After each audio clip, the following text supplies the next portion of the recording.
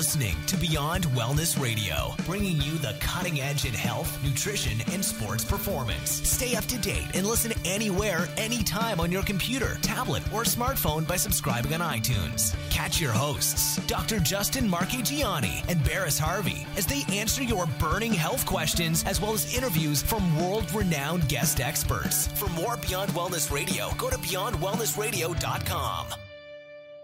Thank you guys for tuning in to another episode of Beyond Wellness Radio. We have a great podcast for you today. But first, make sure you go to beyondwellnessradio.com. There you can sign up to the newsletter. By signing up to the newsletter, you'll be able to get access to all of our interviews and all of our podcasts that we create for you way in advance, about 5 episodes now. So definitely do that. Also, we would really appreciate it if you guys gave us a review on iTunes. Going to Beyond Wellness Radio and clicking on the review allows us to spread our message more wide. So that's awesome. Make sure you guys also get the chance to go to justinhealth.com. That can also be found at beyondwellnessradio.com. By doing that, you can see all of the awesome content that Dr. Justin has provided. He talks a lot about female hormones, infections, and also you have the availability, to work with him. He works with clients around the country, so you can schedule a free 15-minute consultation with him. He also has a free video series, so go ahead and sign up to the newsletter there. Also, make sure you go to reallyhealthynow.com, which is my site, and you can sign up to the newsletter there to be ready to receive my ebook. So with all that being said, how's it going today, Dr. Justin? It's going great, Barris. Actually, just got back from the Bulletproof Conference last week where I was treating patients, gave a little talk action, and was able to kind of play around with a lot of different biohacking tools. And I'm also experimenting with Unfair Advantage. It's a new CoQ10 PQQ compound for cognitive performance and mitochondrial function. Oh yeah, how's that going? It's pretty good. I mean, I'm just doing a little bit more research on PQQ and its effects on cognitive enhancement, on mitochondria activation, and just trying to sample it out and see how we do, see how my focus is and my mental mindset in general. Yeah. So is that one with also has CoQ10 in there as well? Yeah, it's got about I think 20 milligrams of CoQ10, 10 milligrams of PQQ. And I'm doing about 2 ampules of that a day, so about 40 and 20. And I just giving it a try, seeing how I do. I like it. I like a lot of Bulletproof's products, so it's good stuff. And also, I'm shocking myself right now as we speak. I'm using one of the PRS devices from ArpWave to help kind of drive some blood flow and help reduce some inflammation from an old wrist injury where I fell and did some cartilage damage. So just trying to biohack my way back to health. Yeah, definitely.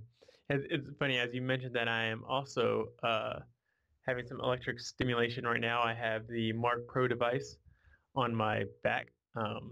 So I'm a little sore on the back, so just getting the blood flowing, helping as well with the inflammation. And yeah, I mean, like football is not the healthiest activity, but yeah, man, it is.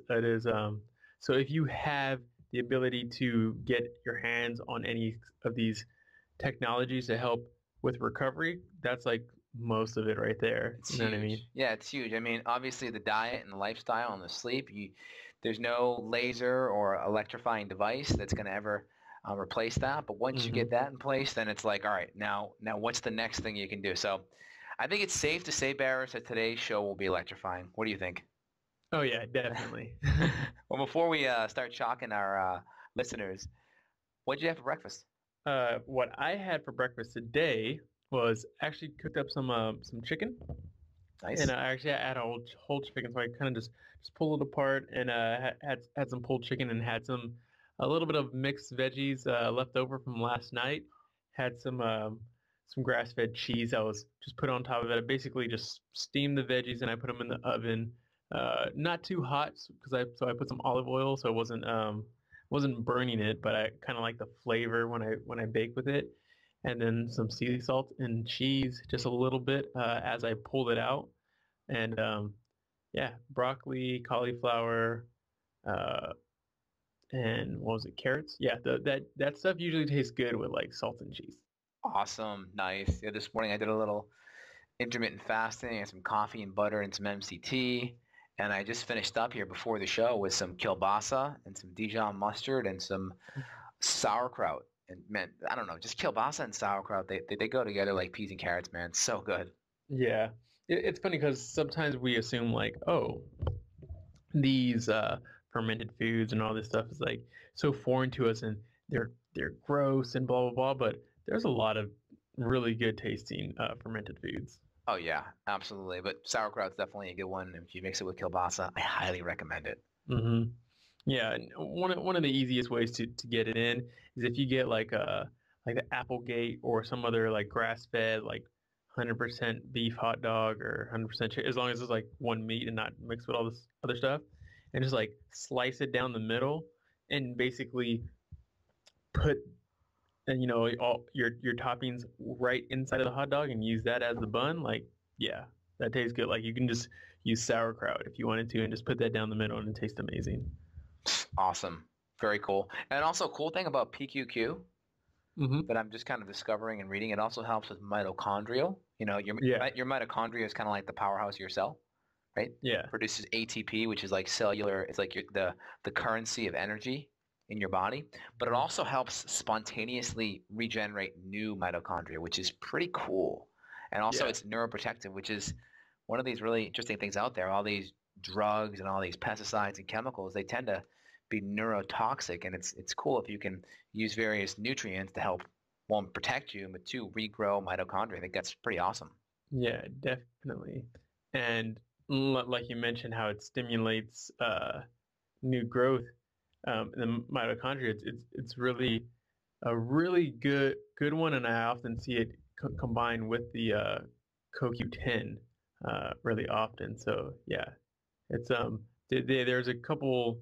There's been it's kind of a new one that people are starting to see, but there's been a lot of trials and it's usually paired, like I mentioned, with CoQ10 because they're both involved with Yes, uh, the mitochondrial energy production portion of the body. So absolutely. I'm going to be trying it because I want to push my brain to the max. yeah, definitely sounds good. So in today's podcast, we're going to be talking about infections. So for people out there, we're not just talking about like getting a scab and that getting infected. A bit more complicated than that. And a lot of people don't realize if they have an infection, they might not be noticing the signs or the symptoms. Sometimes there aren't symptoms. Um, but oftentimes I hear so often that like, oh, parasites, like no, like that only happens when you're in like a foreign country or something like that. So Right. often people think like it's so taboo and impossible to happen. But all the time when people think that their dog's sick, the first thing they turn to is like, oh, does your dog have worms? But it's like, I didn't take them to a foreign country. So first off, why is there a stigma that for some reason in the US we're immune to these parasites or we don't have them? Why is there that stigma? Well, first off, really great analogy with the dog because that is true. Like a lot of people, when their pets get sick, they're like, "Yeah, does it have worms?" Like that's one of the first things that's always thought of. So yeah, that makes a lot of sense. In the vet community, we're able to make that connection, but in the human side of things, we're kind of a little bit disconnected, right? Hmm.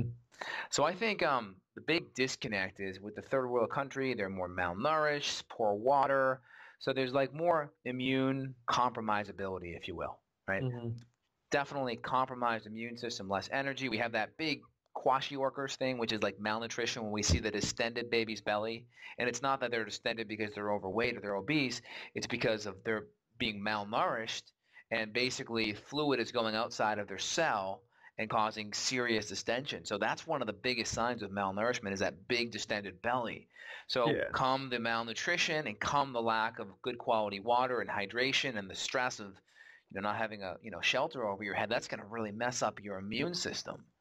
And when we have that, again, we're going to fall prey to infections. And when we don't have good sanitation, because a lot of these infections are fecal oral, meaning they come from stool, they come Hmm. from your bowel movement, if you will.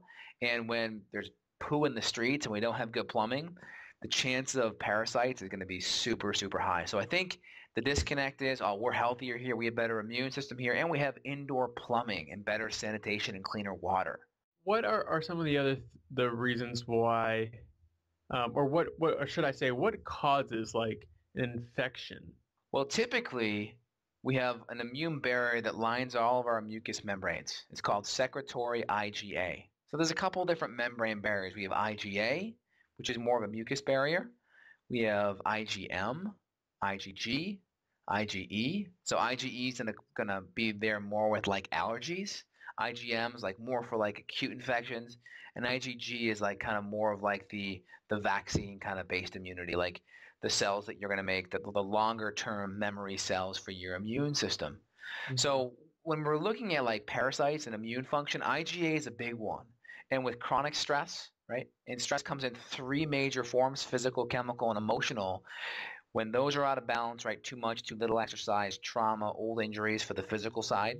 The emotional side, family, friends, finances, religion, spouse, and all that from the emotional side. And then also the most important, I think, because it's the most insidious, is the chemical stress. Because let's say you have a whole bunch of symptoms and it's coming from an infection and you don't know it's an infection, well, that's going to be stressing you out just not knowing.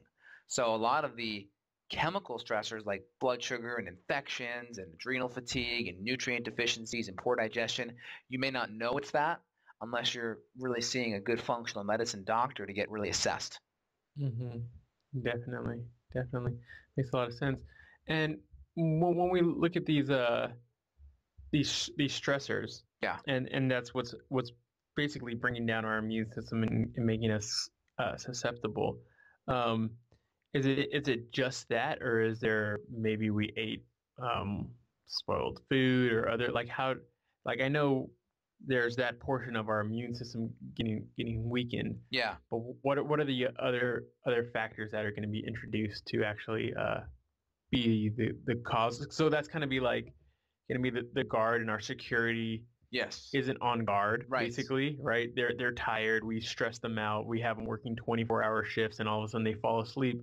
Now they're off guard. Yes. Now who are these parasites, these things? How do they get introduced into our bodies? So we have basically the whole IgA mechanism that I talked about. That's like our mucosal barrier. That's like in Star Trek when the force fields are down, right? That's where the Klingons come and attack, if you will. Yeah. And again, with chronic stress, our IgA or our force fields are going to be down, and we're going to be more likely open to attack. So we have the chronic stressors that allow us to be open for attack. Mm-hmm. And if we go and we get exposed to some bad food or some bad water, or someone's preparing food in a way that, their hands aren't washed, or in a foreign country where we're getting exposed, maybe even a certain bacteria in food that we're not used to, that can be enough to trigger it. So we have like the chronic side of things where we're chronically getting beaten down. Mm-hmm. There's a lot of stress in our life. It's compromising that barrier system, that IgA. It's lowering our force fields, and then we're open to attack. That's kind of like the first step.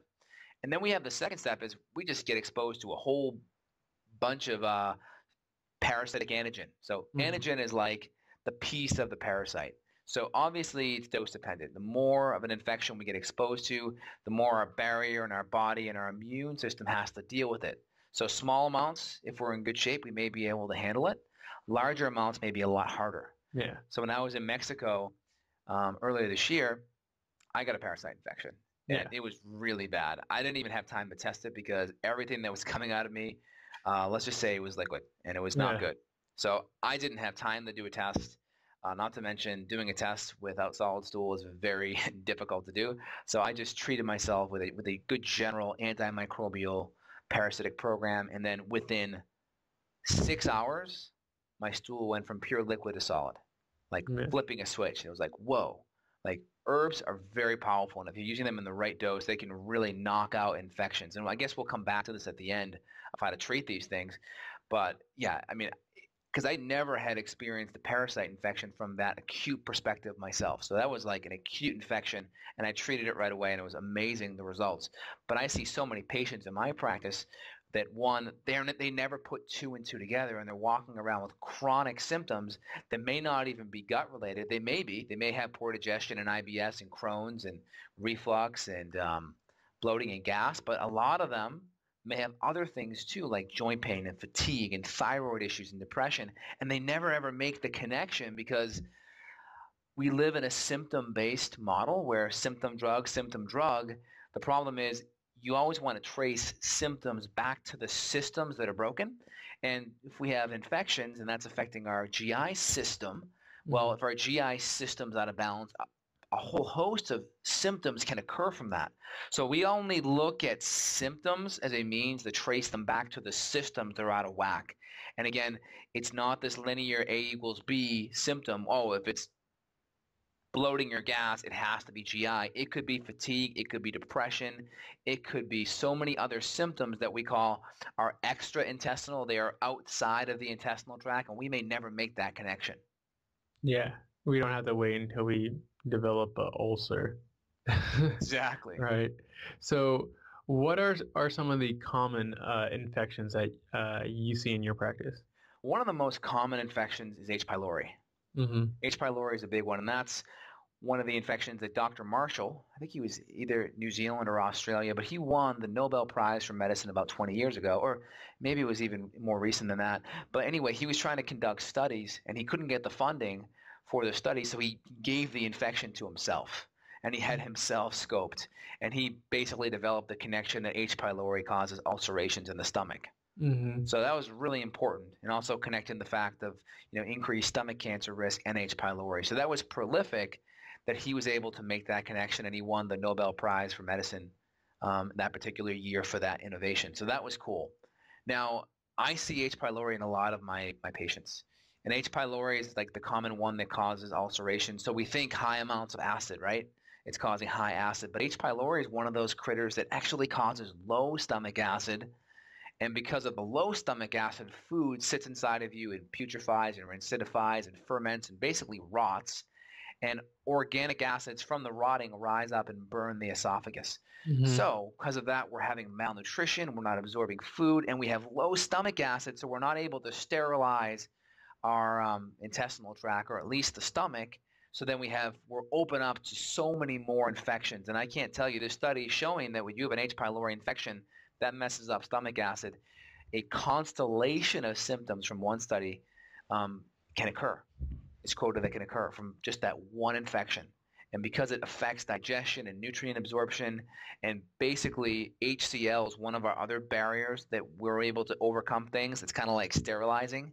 So when our HCl is down, it's another barrier that our body has that can, if it's down, open us up to even more infections. Yeah. And it's funny too, back to the commonality of something of H. pylori. We mentioned that there's this belief that we're not going to get infections such as this. They're not common. Right. But according to, and this isn't like this is a reputable source and not just some hippie blog that I'm going from, but according to the CDC, right? This is, cdc.gov. Approximately 2/3 of the world's population is infected with H. pylori. Now, that's a lot of people. Exactly. And the question is, who's symptomatic? And you may have that parasite and your immune system's able to overcome it. And once that stress accumulates, you may start having symptoms. But again, it can go both ways. It could be the immune system's compromised and now you get it. It could be you have it, but it's not a big deal because your immune system's kind of keeping it in line, and then you get stressed and then the symptoms occur. So it kind of happens both ways. And I agree. It's definitely a problem. Yeah. And another thing that you'll notice, I notice people, they'll have stomach problems or maybe some reflux problems, and they often are on medications for a long time, or they're on a proton pump inhibitor, or these H2 blockers or something that they're taking, and maybe they had some temporary relief, but that's not going to be taking away the infection, right? Like what are we supposed to be doing about this? So when we have chronic infections like this, Proton pump inhibitors like Nexium, Omeprazole, Prilosec, they're just treating the symptoms. Because when we have an infection, the first thing that happens is infections can throw our body into a fight or flight state. So that's when our sympathetic nervous system's activated. What tends to happen is blood goes to the extremities, arms and legs, to fight and flee, right? It does that so it can mobilize glucose, right? Cortisol and adrenaline, it helps mobilize glucose so we have the fuel so we can fight and flee. Now, the problem with this is if we're constantly stimulating the fight or flight nervous system, digestion is a parasympathetic response, meaning the parasympathetic branch of the nervous system fires, and that drives blood into the center of the body. Why? Because we need that good blood flow, and we need that parasympathetic response so we can produce enzymes and digestive secretions and HCl. So if we're constantly in this fight or flight state, and let's say that fight or flight state's because of an infection, well, we're going to be just set up to not stimulate the enzymes, not produce the acids. And then all of that is the dominoes for healthy digestion. So healthy digestion works like this. Parasympathetic nervous system responds. We stimulate hydrochloric acid. Well, we have to be well hydrated and have enough zinc and healthy nutrients in our body. Zinc's really important, as well as enough, chloride, because chloride's another part of the HCl molecule. That parasympathetic response allows us to produce HCl. HCl activates pepsinogen to pepsin, which is our active proteolytic or protein digestion enzymes. So in the stomach, we're primarily digesting protein. Protein gets digested and it lowers the pH. So the ground up pre-digested food in our stomach is known as chyme. And we want that to be nice and low because when that chyme gets released from the stomach into the small intestine, that acidity triggers our pancreas to produce lipase and trypsin and chymotrypsin. These are enzymes that break down fat and protein.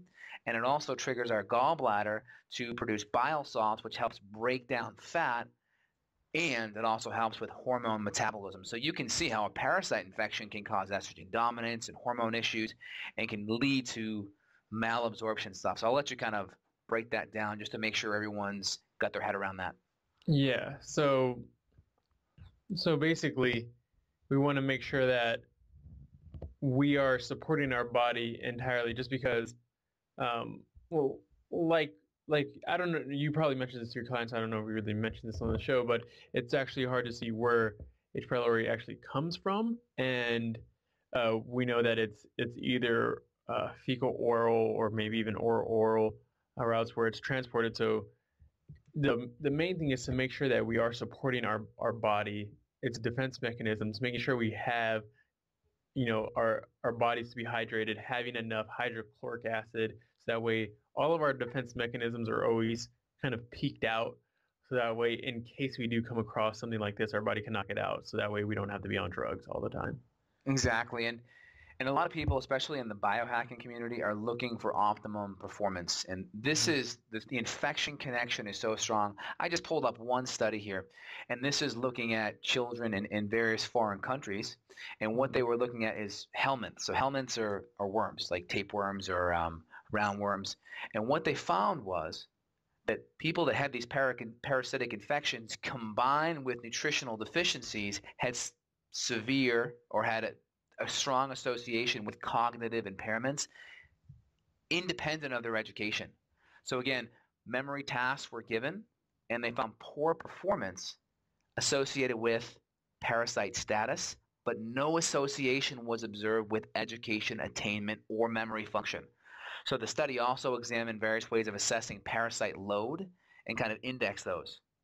But again, basically, the results provide evidence that the effects of parasitic infection and attention process.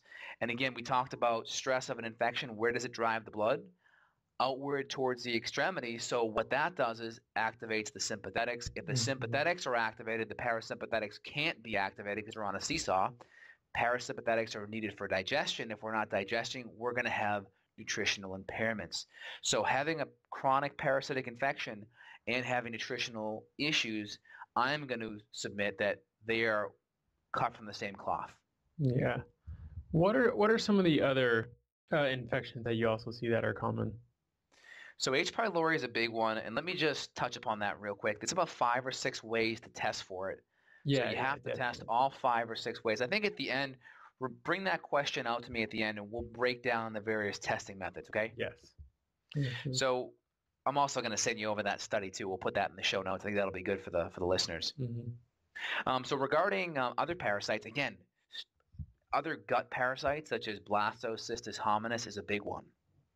Giardia, Cryptosporidium, various amoeba infections like Dientamoeba fragilis, Entamoeba coli. One of the biggest ones, one of the biggest killers in the world is actually Entamoeba histolytica. I mean, you break it down, it stands for histo means cell, lytic means cut, so it's cell cutting. That's pretty scary, especially when it can travel up into your gallbladder or go out of your intestinal tract into your brain. That's a big one. Yeah. So those are intestinal parasites right there, for instance, but they can go outside. You can also add worms to that list. Enterobius formicularis, roundworm, pinworms, tapeworms. Again, those can all cause problems. Again, eat your nutrition, cause stress, but they also produce biotoxins, which are like the chemicals that these little critters that they spit out, whether it's from defecation, they can poison your body. So bacteria produces endotoxins. Bacteria, so endotoxins, bacteria, mycotoxins from fungus. SIBO can produce lithocolic acid, which is toxic and can unconjugate bile, meaning it can unwind lots of metabolized hormones, which can throw off your hormones. So again, parasite infections can cause PMS and hormone imbalance. Mm-hmm. Yeah. So I'm seeing that a lot of these infections, they they often have like a really like easy way to be spread, and it's like kind of the best thing to do is just like wash your hands, make sure you're washing your food. But if you're in a lake and you accidentally swallow some water, or if the person who used the public bathroom before you didn't wash their hands when they walked out and grabbed the doorknob and you did and didn't notice, a lot of these things can be passing infections in a real subtle way. So like we mentioned, there's kind of this idea that like, oh, I don't have crypto, I don't have, H. pylori or Giardia, unless it's like we have diarrhea for like 5 days in a row, then it's like, oh wait, something's wrong. Right. But like you mentioned, oftentimes they can kind of be hidden and have these small chronic basically stressing our bodies out in such a small way that it's taking away from our adrenals, and we're using a lot of energy to produce all of these fight or flight responses without noticing it too much on a day-to-day basis, where it just keeps getting worse and worse and worse and worse. So like you mentioned before, what are ways that we can test for some of these different infections? So we can always test via the stool. Stool's a good way because we can actually see the antigen. We can see a piece of the infection. Now, not all stool testing is created equal. There's like 3 different companies that I primarily rely on for accurate stool testing. One being BioHealth Diagnostics. They're a good one. They run a 401H panel. Genova, formerly Metametrics, you can run a 2200 or a 2205. They just updated the panel as of September 3rd, 2014. So I just maybe ran about 15 of these new tests. So I'll be getting some results back soon, but it seems to be more sensitive because they're looking at stool antigen as well as PCR, which is polymerase chain reaction, where they're looking at pieces of DNA as well, so a little more sensitive. Doctors Data has a really nice 3-day panel. And then Diagnostics has a nice salivary IgA antibody panel looking at worms and amoeba. So kind of I have a couple of tools in my tool bag to assess these infections.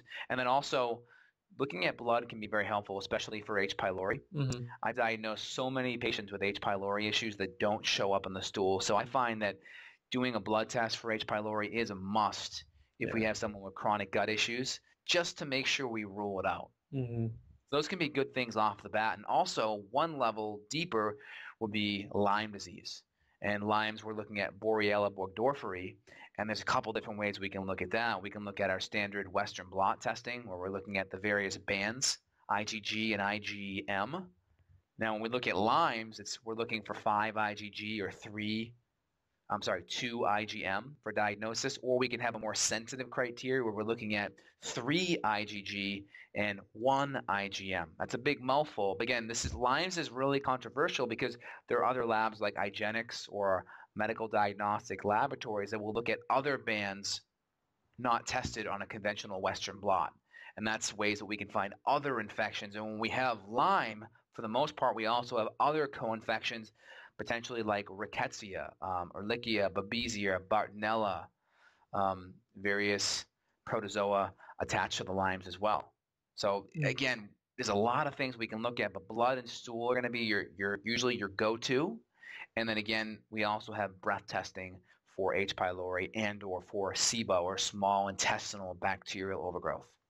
And I didn't really even mention Candida as well. Candida is good. Sometimes Candida is really hard to pick up on stool testing. Again, some companies do it, but when we look at Candida, it's very rare that Candida is causing a major problem just by itself. It tends to be Candida and something else. Candida and a parasite and the H. pylori and SIBO. And when we look at Candida, it's really important looking at a person's history, because stool testing or antibody testing may not be enough. We may have to look at fingernails. What's your history of yeast infections? What's your history of dandruff like? Any yellowed or toenails or fingernails? Any rashes at all? So things like that, doing a really good history can also help detect things. And if we're seeing malnutrition, well, I'm going to automatically think parasites, because that can affect absorption. So I'll let you break that down for a second, Barris. Yeah, definitely. One thing that I noticed that you just mentioned right there, which I think is so funny because it's one of those, it's common, but that doesn't mean it's normal kind of things, is the the yellow toenails or any kind of fungus that we're seeing happening, and we often don't look at that much deeper. But yeah, definitely something that's important that you mentioned is making sure that you get a lab panel done, and for H. pylori, especially a blood panel, because it can do a definitely better job of ruling it out. But sometimes you might have to do 2 different lab tests, because guess what? Your poop is going to be different from day to day. I want to just add one thing here, just so while we're right on the lab stuff. If anyone's having a hard time getting a hold of good lab testing, feel free to go to justinhealth.com/shop. Click on the side where it says lab testing, and all my stool tests are up there. So if you need access to good stool testing, feel free, and you can get access right up there as well. And again, you can also reach out to me, and I can definitely order some blood work and or stool testing for you. Yeah, definitely. So one thing, I think we briefly mentioned it, but going about this, knowing that these are more common than maybe people priorly thought. What are just before we get into some of the ways that we can treat these things? What are just some, I guess, key things to look out for? Because it seems like there might even be kind of a general protocol to because you do want to test, just like we had an interview with Steve Wright, and he talked about every year he spends $2,000, $3,000, $4,000 on testing to make sure that, because that's part of his investment is his health, being well-performing human being. Exactly. So we should be doing that too. I know some people might not have that money, but they might want to do like every year at least some type of cleanse or protocol or some kind of general thing to make sure that, hey, if there's it might not be a very strong infection, but maybe I have an infection that's messing with me that I can wipe out. So what are some common symptoms that we might be detecting, like just whether that be weight gain or chronic fatigue? What are some of these symptoms that we might not be noticing but are common? All right, here's some good ones. You grind your teeth at night when you sleep. Mm-hmm. You wake up, that tight jaw, you have that grinding of your teeth. I know that was a symptom that my fiance would always complain about. You're grinding your teeth. I'm like, oh, I got a parasite. It's not my fault. And again, why does that happen? So let's go one step deeper. Parasites are active at night. Yep. So again, they're creating stress, and they're having fun, and they're doing their thing, having sex, partying inside your body. Kind of sounds gross, but it's what's happening. The the joke in graduate school is, where do parasites party? I'm going to ask you that. Do you know? Where do parasites party? Yeah. Your gut, your intestines. No, they party at Club Ciela. Oh, I know, it's terrible. It's really Klebsiella. It's a parasite infection. It's a bacteria. Again, that's nerdy humor for you. But again, grinding your teeth is a big one. that's a good And one. the reason why is that the inflammation that's happening at night that's putting your body into a sympathetic nervous system state, right? Think about it. When you're really tense, what do you? You know, you may even like close your mouth shut. If you're really cold, you may even start shivering, right? So that can happen there. Achy joints, Mhm. skin issue. Obviously, this like inexplicable reason why you're so tired. Like I'm sleeping so much, I'm supporting myself, I'm tired. Why? I'm not feeling satisfied or satiated after your meals. Again, if you're at the table and another person's sitting right next to you stealing off your plate, well, it's pretty obvious why you're still hungry. But if someone inside of you is doing it, you may not be aware of it. So feeling like really not satisfied after the meals. Being diagnosed with an anemia, like this could be B12, like B vitamin based, like B6, B12, B9. These are called megaloblastic anemias, and also a microcytic anemia like iron, being low iron. Let's Mhm. see, trouble falling asleep, waking up in the middle of the night, having a history like of food poisoning, like an acute history, like going to Mexico and coming back, right? Um, Traveling internationally, that's a big one. And also unexplained constipation, diarrhea, and or symptoms of IBS. That's a good little Mhm. short list of kind of if you're having any of these issues, you could definitely be motivated to run some stool testing. And again, it's like the analogy I give is imagine pulling out of your garage or a parking spot. Ever drive away like with the e-brake on a little bit? You ever feel that feeling? You're like, Mhm. I'm just not quite moving like I do. Like I'm not getting momentum like I do. And then you look down, and you're like, oh, my e-brake's on. You let go, and you're like, whoa, all right, this is cool. And that same analogy I've given hundreds of times to patients. That's kind of how we are with our health. We could be paleo, AIP, doing good with sleep and stress and meditating and exercising. And then it's like we have this infection, and it's like we're walking around with the e-brake on. We get rid of the infection. It's like, whoa, okay, get an extra skipping my step. And again, like the study I showed you with cognitive performance, it's like, whoa, I can like focus a little better. I have, Mhm. better attention, better memory. So that's pretty cool benefits from just Yeah. getting rid of these lingering infections. Again, the infection connection is quite prolific. Yeah, definitely. So next would be what are some of the protocols that we can use? I know there's some conventional treatments as well. If you got a test and you went to your normal Western practitioner, you'll probably get given some type of antibiotic. Then there's also natural treatments. Yeah. So one on a scale of 0 to 10, like 0, like you're in the grave. So like let's start with one. One, you're like bedridden, no energy. 10, you just feel amazing. So if you're under a 6 or 7, I recommend strongly that you work with a health practitioner. I think everyone should, but under a 6 or 7, I recommend be working with someone because treating an infection without having foundation in your hormones and your diet, you're more than likely going to get reinfected. I find getting rid of the infection sometimes can actually cause Hmm. more symptoms than the infection Yeah. was causing um, before it was even addressed. So we want to make sure if there's adrenal fatigue, if there's digestive malabsorption, if there's diet and lifestyle issues that are going on, if there's overexercise, if there's hypothyroidism and stuff, we want to make sure a lot of those hormonal issues are addressed so there's a foundation for the hormones for the body to lean against. And again, the hormones help control stress. Again, the sympathetic nervous system response, like I talked about, that's mediated by our adrenal glands. And our adrenals and thyroid are intimately connected. So if we have adrenal and thyroid problems, we're going to have a hard time maintaining healthy nervous system functions. We want to do that before we really get to the infection. Now, again, there's some herbs you can try. Again, Hmm. my main foundational herb that I'm starting with whenever I deal with an infection is Artemisia. And Artemisia is a really awesome herb. It's otherwise known as wormwood, sweet wormwood, anua. But it's a really Hmm. powerful herb. It's been used for tens of thousands of years. Now, I use very high doses of this herb, upwards of 3 grams. I don't recommend someone doing this without being under care of a doctor because again, you can have elevated liver enzymes, ALT, AST. So you want to be monitored, and you want to make sure the right protocol is being followed by stabilizing the adrenals, diet, lifestyle, nutritional deficiencies, all of those things leading up to that before you do it, because it can cause more problems than you may know what to do with. Yeah, definitely. I was trying to look at the exact product names. There's a few different ones out there. I mean, using higher end companies are going to be the way to go, like Thorne or Allergy Research Groups, and really using the right amount is very important.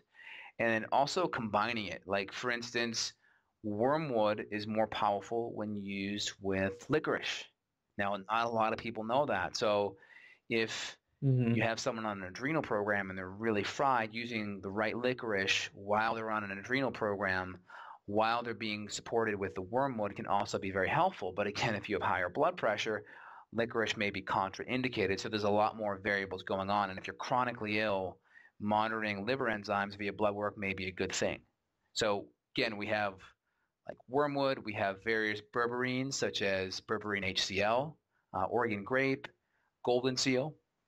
We have black walnut, we have burdock root. Again, we have oil of oregano, we have colloidal silver. And again, depending on the infection, I tend to vary the herbs according to the infection. Like, for instance, I got a Bartonella infection last month. So Bartonella henselae, it's commonly caused by cat scratch fever. You can also get it from ticks too. With Bartonella, my hands swelled up really big. And I used a combination of neem, morinda or noni, and silver, along with some cordyceps, and it worked phenomenal. It worked awesome. And in 3 days, my infection was gone. And my hand was swollen. I got to do a video on this because people just won't believe it. I had literally purchased antibiotics, and I had them like on my office desk. I'm like looking at them. I'm like, all right. I'm like, I trust this natural medicine thing. I've been doing it for 10 years. I believe the herbs work, and I've seen it hundreds of times. This stuff's legit. But I still had it because, when you start seeing things get really bad, you want a backup plan. You want an escape route. And I had them there. I never had to use them. Never had to use them. So again, the herbs are specific. Enough of the herbs really important. Most people don't use the herbs long enough, and it's really hard. I'm not going to give out protocols here because it really needs to be on an individual basis. It needs to be work with, again, a functional medicine practitioner, so it's specific to you because side effects can be nasty. And also using things like ginger or chamomile or peppermint, these things can be very helpful for lymphatic drainage from the infection, because we're just pulling all these dead soldiers, if you speak, if you will, like dead soldiers, meaning the dead parasites. They're in the battlefield being your gut, and your lymphatic system and your immune system and your detoxification system. They're like medics trying to pull these soldiers off the field in our gut, and we have to process these parasites. Definitely. I noticed one thing that sometimes when people try to do themselves, they're not introducing a biofilm disturber or biofilm buster, and that sometimes can be the key, because a lot of times these microorganisms, these infections are encapsulated in exoproteins. Yes. And they're basically protected, and sometimes you need something like a biofilm disturber to break that down. So could you talk quickly about like Yes. Like I know myself, like I've used like Interphase Plus or whatnot, but tell me something about like why that might be important. Ever watch the movie 300 Hours? So you all the Spartans, they're fighting, right? One of the big things they have that shield in front of them. And then they're able to kind of poke out their spear in between. But that shield is like a biofilm. And again, these critters use the biofilms as a way to decrease exposure to some of these antimicrobial medicines, herbal medicines. So again, things like ginger can be very helpful. Things like licorice can be helpful. Andrographis, Eleuthero. These are natural biofilm busters. Interphase Plus is an enzyme product with various enzymes, and EDTA, which is a chelation agent. And I typically will use this during probiotic phase because it's not as antimicrobial, and I'll use that to break up biofilms in people that have more gut symptoms. So it's really specific. Sometimes just the adrenal support and some ginger and that can be enough. Other people need a little more. So it's really on a case-by-case basis. But the more virulent your gut is, definitely getting some biofilm busters. A good simple one would be ginger off the bat. Yeah, awesome. Sounds good. Well, with that being said, I want to make sure that people go to beyondwellnessradio.com, especially make sure you click the link to go to justinhealth.com. When it comes to these situations, like you said, if you're someone who feels fine, maybe you can do a general protocol. I know you have one on your site. That's just something simple that Yeah. maybe, it's a new year and you want to just make sure you're cleaning everything up. But if you feel like you're having some of these symptoms, make sure you work with somebody like Dr. Justin and really, take the lab test so that way you can identify what you have so you can fix the problem. You can get a free 15-minute consultation to see if this is for you. So make sure you go to beyondwellnessradio.com and go to and redirect yourself to Justin Health and get that 15-minute consultation.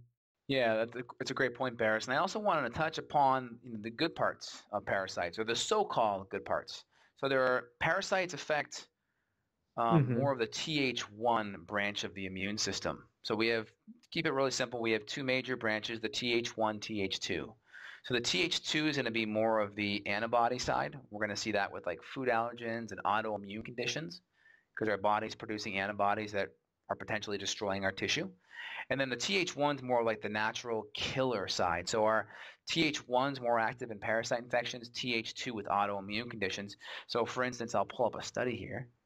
And the study is looking at the impact of parasite infections on MS. And what they found was parasite infections associated to MS indicate that parasite infections can actually regulate the host and can alter the course of immunity in MS, meaning they can actually, they found that when the parasites were treated in MS, it actually caused more MS activity on a MRI. So there was more brain lesions. And some of this is actually the supposition or the underlying reasons why is because the infections are shifting the immune system. So in certain autistic kids, they're also finding that potentially giving them worms can be helpful because it's shifting the immune system. If they're Th dominant and then you give this infection that's now driving the Th1 part of the immune system, well, there you go. Then you could balance things out a little bit. That's the reason why they find that so many people in third world countries are so prone to viral issues. They're so much more sensitive to viruses is because their Th1 immune system is so ramped up from infections that now they're actually weaker when it comes to viruses. So I think of that as more symptomatic approach. It's not really getting to the underlying cause of the stress, pulling the stress off the immune system. It's not getting to the underlying cause of nutrition and malabsorption and toxicity. So there can be room for that, I think. But at the same time, I think if you have an infection, you're probably better off getting rid of it and getting the nutrition and the digestion back on track because we know these infections cause malabsorptions too. So that's not good for your immune system either. So it's which one is it? There's a study out there looking at H. pylori infections and Hashimoto's and autoimmune thyroid conditions. And they find that after age 2 or 3, these infections are going to be negative, meaning when we get rid of the infections, we actually see a reduction in thyroid antibodies, which is quite interesting. Again, off the bat, getting your kid exposed to dirt in the beginning can be really helpful for colonizing flora and getting your memory B cells out and getting your immune system robust. But then after age 3 or 4, then it's maybe getting exposed to all this crap isn't as good for the immune system. So it's this, there's some good stuff out there, some bad stuff out there. And again, it's hard to make, heads or tails of it, but that kind of gives you a good general idea of some of the pros of why these infections could be good and my kind of side of why I think they aren't the best.